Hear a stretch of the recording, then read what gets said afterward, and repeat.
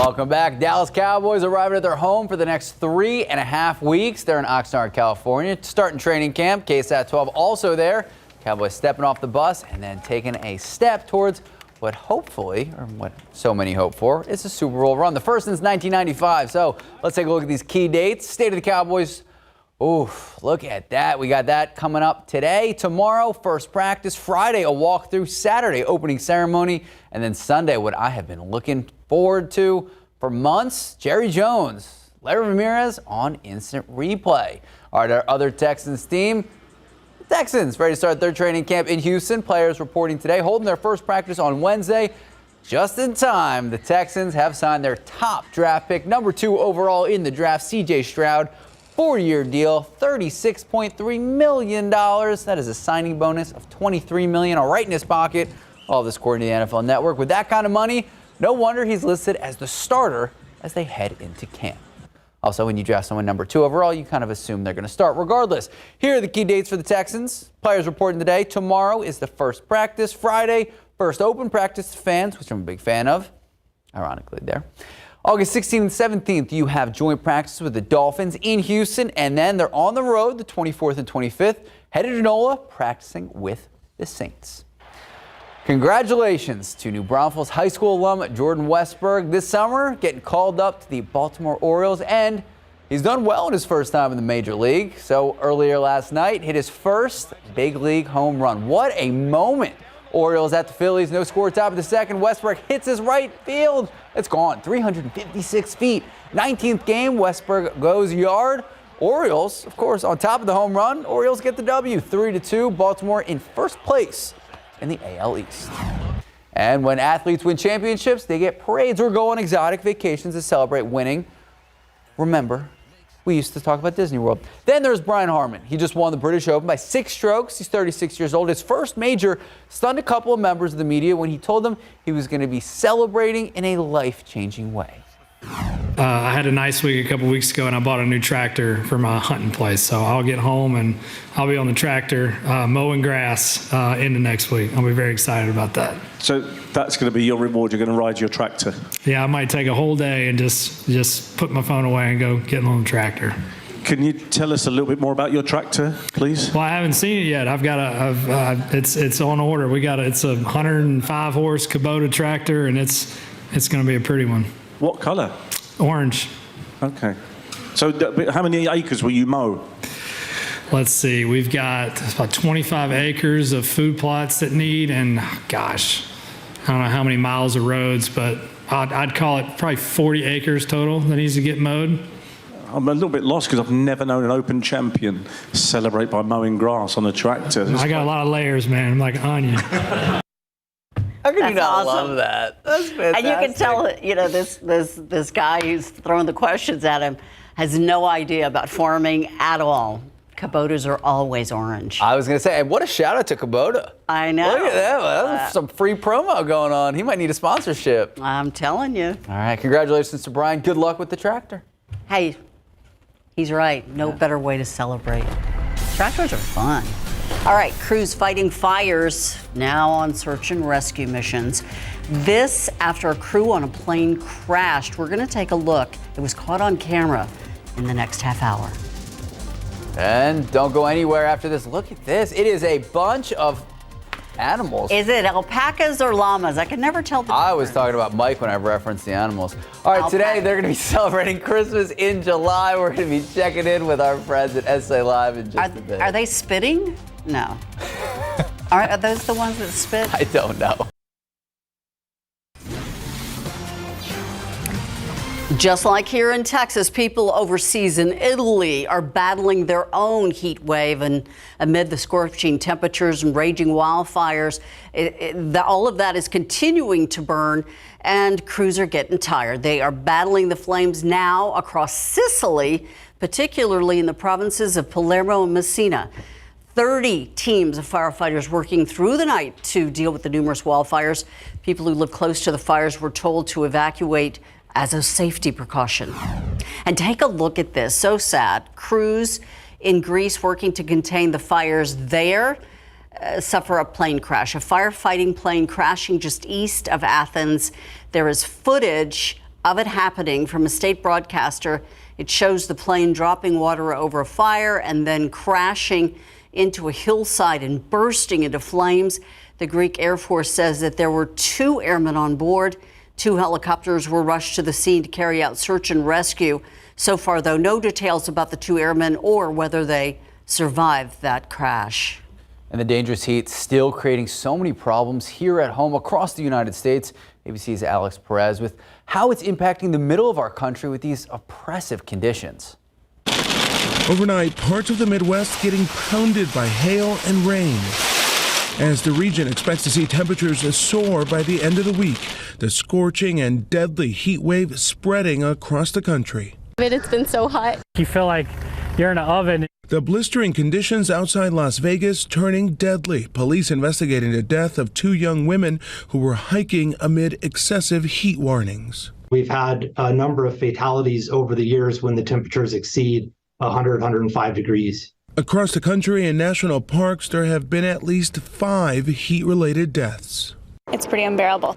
In Phoenix, they're expected to see its 26th consecutive day of temperatures in excess of 110 degrees. It hasn't been below 90 degrees in 15 days. Valleywise Health in Phoenix telling our Mola Lengi 2/3 of their patients experiencing contact burns from pavement, where surface burns can reach 180 degrees. Most people don't realize that the pavement, concrete, cement, sidewalks, rocks, in bright sunlight on a hot afternoon, it only takes a fraction of a second to get a really bad burn. And Kansas City had only 3 100-degree days last year. They are bracing for 100 degrees every day this week. Alex Perez, ABC News, Kansas City. And Kansas City not too far off from San Antonio, bracing for 100 degrees all week. And you know that we were talking about what's been trending lately. We have broken the planetary temperature record over the last 3 weeks. Did you know that? I did. Yeah. Only because Justin Horn's been telling me about it. I know. It's pretty alarming. It's interesting, to say the least, to see around the world how everything is we've had these blazing hot temperatures. You know, yesterday near the Keys, the 40 Keys, the water temperature in one spot, it's actually near the Everglades, reached 101. That's the warmest water temperature we've ever recorded. So interesting things afoot, and it's certainly hot here. On a lighter note, I want to show you this picture on our KSAT Connect. We've shown splooting squirrels, splooting dogs. How about a splooting dinosaur? This was caught at the Whitty. Yeah, there you go. That's perfect. Splooting is going to be like the theme of the summer, I think, with these pictures. I didn't know what splooting was till yesterday. We've all learned along the way. Thank you so much for submitting that photo. And let me show you the Authority radar right now, because we do have a couple showers popping up along the coast. Victoria, down to Port Lavaca, Rockport. I wish I could tell you these are going to work further inland and work towards San Antonio. Chances are they probably won't. We could see a couple more pop up, maybe southeast of Forestville. I just don't expect much here in San Antonio. So it's a hot day. 100 at 3 o'clock. 101 at 5 p.m. We're still in the upper 90s at 7 p.m. and dropping off into the 80s by 11 p.m. and midnight. Guys. Thank you, Justin. Doctors seeing some cases of something called stomach paralysis. It's in patients who took popular weight loss medications. And now the U.S. Food and Drug Administration has gotten some similar reports. Ozempic and Wegovy both utilize a drug called semaglutide. It mimics a natural hormone that slows the passage of food through the stomach, helping patients feel fuller longer. Well, some doctors are concerned that the drugs may cause or exacerbate stomach paralysis in some patients. The FDA said it's been unable to determine if the medications were the cause or if it may have been caused by a different issue. The companies behind the drugs maintain that these medications have undergone extensive testing and that the majority of gastrointestinal side effects for semaglutide are moderate to mild, and they're usually of short duration. Now to the latest on the alleged serial killer on Long Island, New York. Remember, he's accused of murdering 3 women and now suspected in a 4th murder. ABC's Rena Roy explains how the search for evidence keeps going.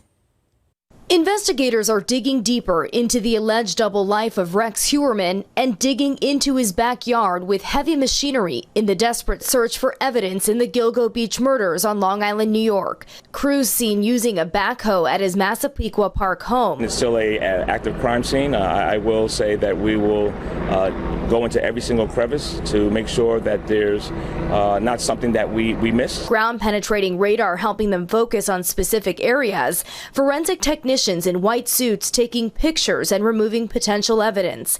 Authorities are working on a theory that Heuermann, an architect, husband, and father, may have committed at least one of the suspected murders there. Can we confirm that someone was killed inside the house? We can't confirm that at this time. Heuermann arrested more than a week ago, pleading not guilty to the murders of Melissa Barthelemy, Megan Waterman, and Amber Costello.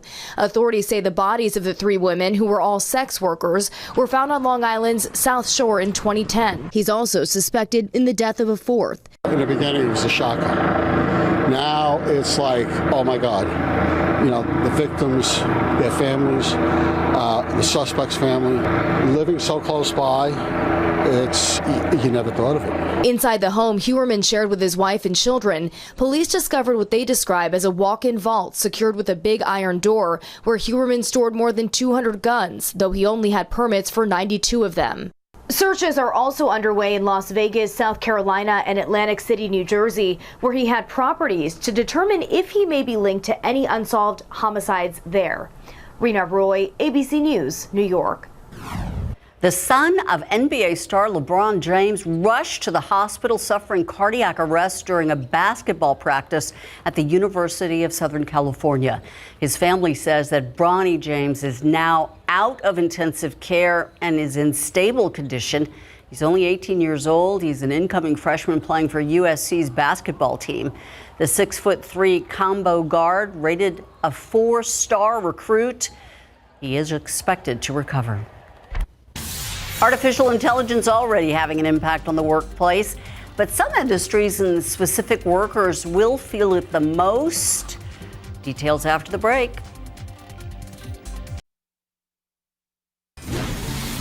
Big news right into the newsroom. UPS and the Teamsters reaching a tentative deal on a new contract.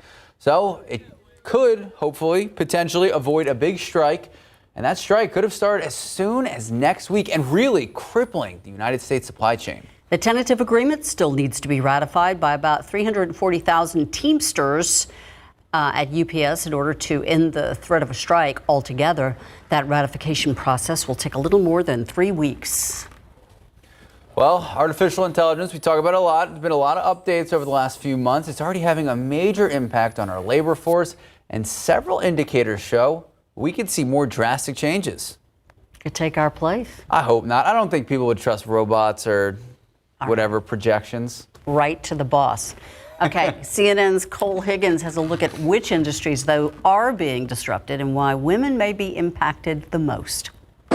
Is artificial intelligence coming for your job? There are growing signs that AI is already disrupting the global workforce, and experts say it's just the beginning. There are people who will learn to use AI, and they will take your job because they will become significantly more productive than you will be if you're not able to partner with an AI model. Goldman Sachs economist predicting 300 million full-time jobs could be affected by the latest wave of AI, which has created platforms like ChatGPT. And a new analysis estimates nearly 80% of women could be disproportionately affected by the adoption of AI. That's compared to 58% of working men, according to research from the University of North Carolina. The world has changed. These are new tools. You can't fear them. You just have to learn to use them. All that is already impacting nearly every industry, from art and music, where AI-generated songs are more affordable since there's no producer, composer, or artist to pay. It's taken away opportunity from songwriters, producers, and artists, right? So the people are trying to feed them, their families. The manufacturing sector also seen an impact. And then there's fast food, where AI is ready to take your order. Classic or bacon barbecue mother cruncher. Places like this Checkers restaurant in Iowa are already using AI for their drive-through window. Whatever the guest says, it will react to that. It's crazy. And they'll just start a conversation. For Consumer Watch, I'm Cole Higgins. We're going to take another live look outside with live cam. We're only up 1 degree. We're actually climbing much slower than we normally do. It's a cool front. It's a cool heat. Yeah. What are we supposed to say? You know, we're splitting hairs when we're talking about a degree or two, but these days, a degree or two matters. It really does. So we're going to try to stay positive about all of this. Temperatures so far today, officially at the airport 91, but we are climbing. We'll be above that. We'll be above the average. We've been above the average for some time now. The record is 104, set back in 1954. Probably not going to get there, but we will jump up above 100 later today. Coming up, we're going to check in on the aquifer. Pretty low numbers. We'll show you how that compares historically. Coming up.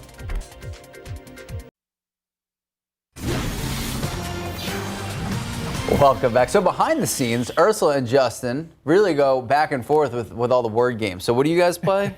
Oh, you name it. Anyway, Everything. it's a daily competition. Wordle. They're like, oh, did you play today? And I'm like, I don't even know what you're talking about. As long as you can get the pangram and the spelling bee. Okay, we're speaking Greek. Are you at least like spending hours in the air conditioning working on this? Exactly. Yeah, you know. It's a safe pastime. And it should be out, you know, going on a run or doing something. Who usually wins between the two of you? She does. Oh, okay. I give her credit. She brushes her hair. Not a big deal. Take credit, Ursula. Justin's brilliant. I don't know about that. Let's talk numbers, though, instead of words. Let's talk numbers and where we are for most 100-degree days to date. So if you're looking at up to January or July, I should say, it's not January, July 25th, where we stand. We've had 29 100-degree days. And that puts us on pace just behind 2022, which we know was an awful year last year when it comes to 100-degree days, and 2009, which was another record-setting year for 100-degree days. So we're right there. We're on pace to finish in the top 5. We'll see if that's where we end up. I hope we don't. But we are certainly moving in that direction with several more on the way. As we look at the aquifer, and I mentioned this is not a great number, 628.7 today. And that puts us was in the category of some pretty low numbers. So these are some of the all-time lows that we've seen with the aquifer since we've been measuring it. And most of these dates are before the Edwards Aquifer Authority was there to regulate the aquifer, so you can kind of throw some of these out. But we do look back to September 2014, where we got down to 625.9. That's one of the more recent low numbers, and we're moving towards that number. We're still at stage 2 restrictions for SAWS customers, so it's still once-a-week watering, what we've been dealing with. But SAWS is saying that they're going to be enforcing those rules strictly, so they're passing out tickets and all those sort of things if you're not watering on your day and during your specific time. So just be aware of that. 91 right now. Dew point is at 70. Heat index is at 97. That's what it feels like with southwesterly winds at 7 miles per hour. Starting to see some of those puffy cumulus clouds show up, none of which are bubbling up into showers or storms here around San Antonio, but you get closer to the coast, they certainly are. So Victoria down to Beeville, a little bit of a sea breeze starting to take shape, and like yesterday, we'll see some of these advance a little bit further to the north and west and perhaps affect some of those coastal areas, Gonzales, maybe down to Pleasanton. We're just not going to get it here in San Antonio, I don't think. 93 in New Braunfels, 90 in Kerrville, 91 in Hondo, 88 right now at Canyon Lake, Bernie Stage, 85 Lost Maples. Here's a look at the forecast, and the computer model does show some of that activity popping up. Victoria, Goliad, Cuero around 4 or 5 o'clock this afternoon. Maybe a stray shower around Floresville as we get into the evening, and that's it. Doesn't make it any further north or west than that. High temperatures, around 101 is what we're thinking here in San Antonio. Some places maybe just below that mark, but we'll be right around the triple-digit mark. A little bit later today, heat indices will be a little bit higher than that. As we look at the big picture here, water vapor shows that spin. We've got our big ridge of high pressure just kind of squashing any kind of rain chance that we may have. And you look across the country, it's really pretty quiet, with the one exception being from Washington, D.C. up to New York, where there is a severe thunderstorm watch box. Could get some storms here, but a pretty quiet scenario for most of the United States. We'll see some of that Saharan dust next few days, some hazy skies and hot temperatures, 101 basically each and every day. Very, very small chance for showers showing up on Saturday. Otherwise, we're at 102 Sunday and Monday. We'll be right back.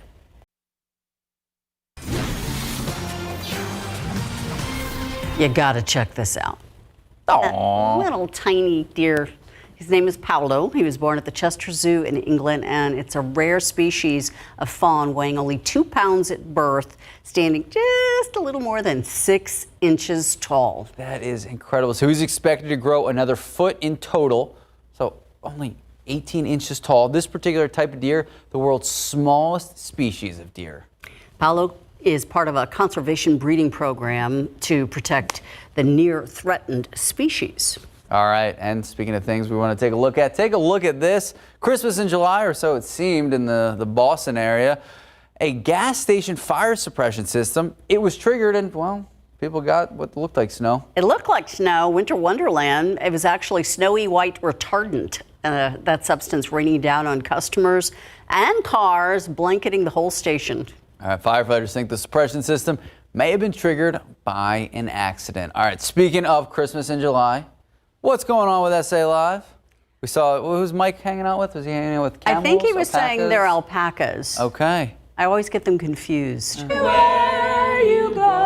Ladies and gentlemen, the SA Live singers. Aren't they wonderful? Yes, it is SA Live's Christmas in July show. We should have had some of that fire retardant there to give us a little snow effect. But we have alpaca reindeer, and Loretta Hayeski from Texas Party Animals is here. So it's not Christmas without an alpaca, right? That's right. We have Poncho and Lefty the alpacas dressed in their holiday reindeer costumes, ready for your upcoming holiday parties. They can even pass out the Christmas bonuses, right? Absolutely, they can pass out the Christmas bonuses.